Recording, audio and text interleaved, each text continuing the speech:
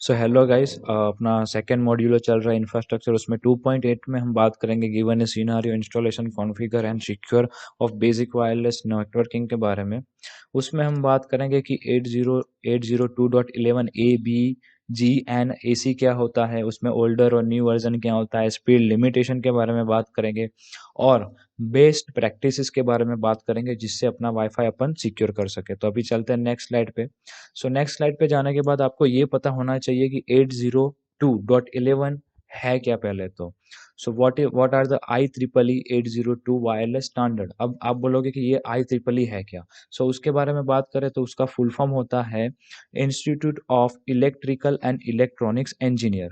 सो IEEE का full form होता है institute of electrical and electronics engineers, जो कि एक ग्लोबल ऑर्गेनाइजेशन है जो डेवलप करता है स्टैंडर्ड हर एक स्पेसिफिक इलेक्ट्रॉनिक्स, कंप्यूटर और नेटवर्किंग की चीज़ों और बहुत सारी चीज़ों के लिए एक स्टैंडर्ड देता है। जैसे IEEE 802 है तो वो नेटवर्किंग के लिए है, उसमें .11 है जो वाईफाई के लिए है। सो यहाँ पे देखो IEEE what 802.11. So IEEE 802.11 is a set of standard for Wi-Fi और wireless networking created by the IEEE। जो बोला वही लिखा है। सो यहाँ पे देखो IEEE 802 it's a collection of networking standard that cover a physical and data link layer specification for technologies such as a Ethernet और Wi-Fi और wireless communication। और यहाँ पे देखो मतलब ये है कि आपने OSI लेयर के बारे में नहीं पढ़ा है। सो ये OSI लेयर में आता है physical and data link layer, जिसमें बहुत सारे डिवाइसेस होते हैं जैसे राउटर, स्विच और बहुत सारी चीज़ें। सो ये आप मानो कि 802 होता है वो नेटवर्किंग के लिए होता है। सो अभी देखो कि IEEE 802 स्टार्ट कब हुआ था, तो 1979 में स्टार्ट हुआ था। 1979 में IEEE 802 स्टार्ट हुआ था। अब आपको याद नहीं रह रहा है तो मैं आपको एक बात बताता हूँ। ये समझ के चलो कि 802 एक बुक सीरीज है, उसका चैप्टर .11 है वो वाईफाई है।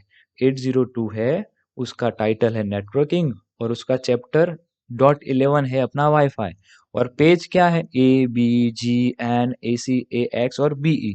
आपको सिर्फ अंडरस्टैंडिंग होना चाहिए, इतना डीप नहीं जाना है। अब यहाँ पे देखो कि बहुत सारे अलग अलग चैप्टर है, जैसे IEEE 802.11 है तो वाईफाई के लिए है, IEEE 802.3 है तो इथरनेट और लैन केबल के लिए है, IEEE 802.15 है सो ब्लूटूथ के लिए है। सो अभी आगे बात करेंगे कि ओल्डर वर्जन और न्यूअर वर्जन में क्या क्या चेंज हुए, स्पीड लिमिटेशन क्या हुआ, इंटरफेस के बारे में थोड़ी बात करेंगे। सो नेक्स्ट स्लाइड पे चलते हैं अभी।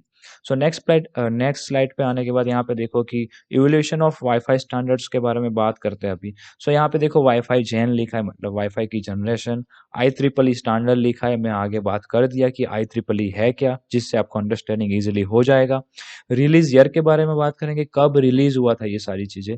2.4 गीगाहर्ट्ज और 5 गीगाहर्ट्ज और 6 गीगाहर्ट्ज के बारे में बात करेंगे। आपने आगे का वीडियो नहीं देखा है तो आपको पता नहीं चलेगा कि 2.4 गीगाहर्ट्ज क्या होता है, 5 गीगाहर्ट्ज क्या होता है।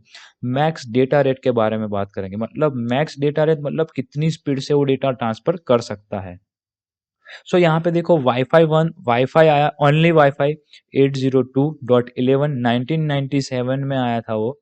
2.4 गीगाहर्ट्ज सपोर्ट करता था, उसका स्पीड था 2 Mbps, मतलब 2 MB MB मेगा बीट है, यहाँ पे याद रखना। MB नहीं बोल रहा हूँ, यहाँ पे Mbps बोल रहा हूँ, मतलब 2 मेगा बिट्स पर सेकंड की स्पीड दे रहा था। उसके बाद आया अपना वाईफाई 1 802.11b जो कि 1999 में आया था।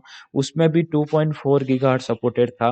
5 गीगाहर्ट्ज तब नहीं था, 6 गीगाहर्ट्ज भी तब नहीं था, और यहाँ पे स्पीड बढ़ के हो गया 11 Mbps पर सेकेंड।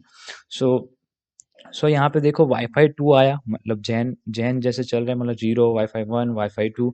सो यहाँ पे देखो 802.11a आया, कब आया तो 1999 में। उसमें ओनली सपोर्ट था 5 गीगाहर्ट्ज। सो उसकी स्पीड बढ़ के हो गई 54 Mbps पर सेकेंड, मेगा बिट्स पर सेकेंड। मैं MB बोल रहा हूँ बट मेगा बीट होता है यहाँ पे। लोअर बी का मतलब होता है बीट, मतलब 54 मेगा बिट पर सेकंड की स्पीड दे रहा था। यहाँ पे देखो वाईफाई 3 में क्या चेंज हुए, तो वाईफाई 3 आया, 8 उसका IEEE क्या था स्टैंडर्ड, तो 802.11g था।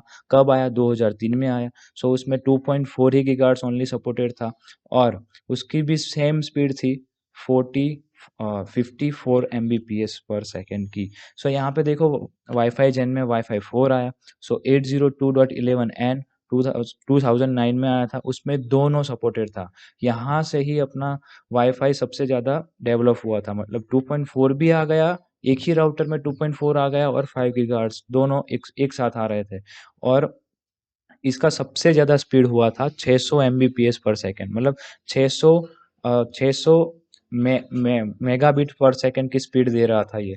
अब आया वाईफाई 5, वाईफाई 6 और यहाँ पे आप चेंजेस देख लो अपने आप, और यहाँ पे देखो वाईफाई 6E जो कि था 802.11ax, यहाँ पे AC था, वाईफाई 5 AC था, वाईफाई 6 AX है और वाईफाई 6E वो भी AX है, जो कि 2020 में आया था अभी लेटेस्ट ही, जिसमें ओनली सपोर्टेड था 6 गीगाहर्ट्ज़। यहाँ पे सबसे ज़्यादा चेंज हुआ है। 2.4 गीगाहर्ट्ज़ भी सपोर्ट नहीं करता था, 5 गीगाहर्ट्ज़ भी सपोर्ट नहीं करता था, ओनली 6 गीगाहर्ट्ज़ सपोर्टेड था ये 6E। सो जो उसकी स्पीड थी वो थी अपना 9.6 जीबीपीएस, मतलब गीगा बीट पर सेकंड की स्पीड दे रहा था ये।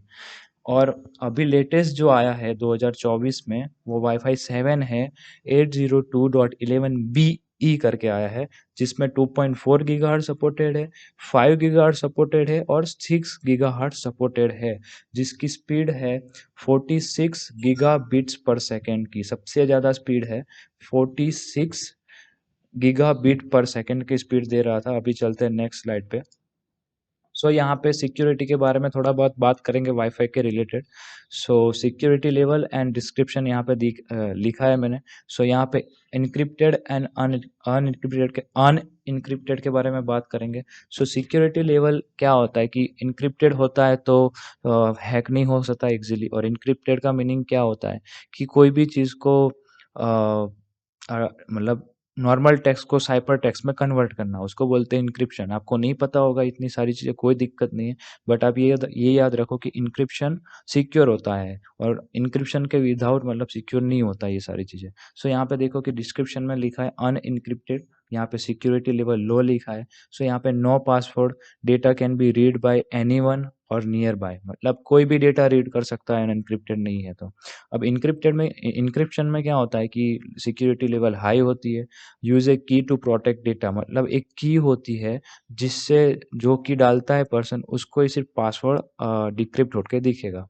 सो यहाँ पे देखो टर्म्स लिखा है, टाइप्स लिखा है और डिस्क्रिप्शन के बारे में लिखा है। सो जब आपका वाईफाई ओपन होता है तो वो अनइनक्रिप्टेड है, no password, public network like a cafe, not secure, मतलब वो सिक्योर नहीं है।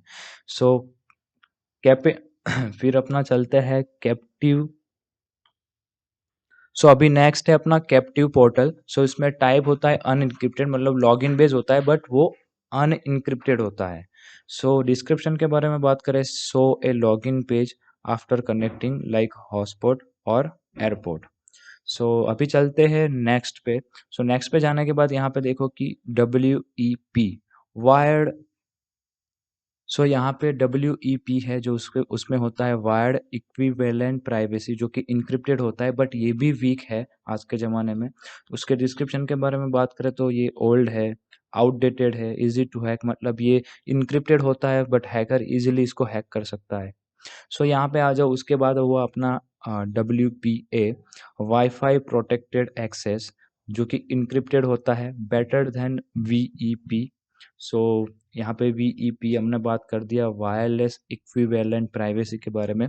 सो यहाँ पे डिस्क्रिप्शन के बारे में बात करें WPA के बारे में, तो improve but still weak today, मतलब ये ऐसा है कि ये भी वीक है, सो हैकर इजीली हैक कर लेते हैं WPA को भी। अब इसके बाद हुआ अपना WPA2, मतलब वाईफाई प्रोटेक्टेड एक्सेस 2, जो कि इनक्रिप्टेड है, स्ट्रॉन्ग है, और इसके डिस्क्रिप्शन के बारे में बात करें तो मॉडर्न स्टैंडर्ड स्ट्रॉन्ग इंक्रिप्शन, जो कि AES एक एल्गोरिदम होता है इंक्रिप्शन का, वो यूज़ करता है, जिससे जो हैकर जो होता है वो ईज़िली पासवर्ड गेस नहीं कर सकता है और हैक नहीं कर सकता है। सो अभी चलते हैं कि अपना प्रैक्टिकल पे चलते हैं। So let's start. So hello guys, यहाँ पे आप देख सकते हैं, यहाँ पे एक राउटर है मेरे पास। सो इसको कॉन्फ़िगर करेंगे हम। मेरे सिस्टम में इसका लैन कनेक्शन जाएगा और कौन सा आईपी डालना है, क्या करना है, वो सब देखेंगे। उससे पहले अपन ये देखते हैं कि डिफ़ॉल्ट पासवर्ड कौन से होते हैं और ये सारी चीज़ें। सो आप राउटर के पीछे जैसे करते हैं ना, तो उसमें मैक एड्रेस लिखा हुआ होता है, डिफ़ॉल्ट पासवर्ड भी लिखा होता है। यहाँ पे आप देख सकते हैं कि वायरलेस पासवर्ड और पिन ये है, और SSID TP लिंक ये करके कुछ है। सो ऐसे होता है। ये लैन केबल है। सो अभी ये अपन जॉइंट करते हैं लैन केबल को। सो यहाँ पे आप देख सकते हैं कि यहाँ पे मैंने एक लैन केबल कनेक्ट किया है, जो कि जाता है मेरे लैपटॉप के ईथरनेट पोर्ट पे। सो अभी कॉन्फ़िगरेशन करने के लिए अपन चले जाते हैं लैपटॉप के स्क्रीन पे। आपको मैंने यहाँ पे पासवर्ड वगैरह तो दिखाई दिया था पहले भी। सो यहाँ पे लाइट भी देख सकते हैं कि ये लाइट भी देख देख पाओगे आप। मैं फोकस करने की ट्राई करता हूँ। सो ये लाइट जनरली दिखाती है कि कौन से चीज़ें चालू है, मतलब वाईफाई चालू है, ऐसा कुछ। हेलो गाइस, हमने ईथरनेट पोर्ट पे लैन केबल कनेक्ट किया है और यहाँ पे हम देख सकते हैं कि ईथरनेट का दिखा रहा है कि कनेक्टेड है। सो अभी हम डिफ़ॉल्ट आईपी डालते हैं जो हमारे राउटर का है, तो 192.168.0.254 मेरे राउटर का डिफ़ॉल्ट एड्रेस है। और यहाँ पे टीपी लिंक का इंटरफेस खुल चुका है। सो यहाँ पे मेरा जो डिफ़ॉल्ट पासवर्ड है वो मैं डाल रहा हूँ। वो राउटर के पीछे ही लिखा रहता है, आप भी देख सकते हो। और यहाँ पे आप देख सकते हैं कि बहुत सारे मेनूज़ है, सेटअप है, जो कि हम ऑपरेशन में जाएंगे तो बहुत सारे ऑप्शन दिख रहे हैं अपने को। यहाँ पे नेटवर्क का है, लैन सेटिंग्स है, DHCP सर्वर का है। और यहाँ पे वायरलेस सेटिंग में जैसे जाएंगे तो अपना SSID मतलब वाईफाई का जो नाम है वो चेंज कर सकते हैं। यहाँ पे सिक्योरिटी डिसाइड कर सकते हैं कि कौन सी सिक्योरिटी रखनी है, और इसका भी हम डिस्कशन करेंगे बाद में। और यहाँ पे पासवर्ड भी चेंज कर सकते हैं, कौन से चेंज करने हैं। और मैंने ये तो एक्सप्लेन किया ही है कि 8011 GN और जी ओनली एन क्या होता है, BGN क्या होता है। सो इतना ही था इस वीडियो में। लॉग आउट करते हैं अभी। Bye bye.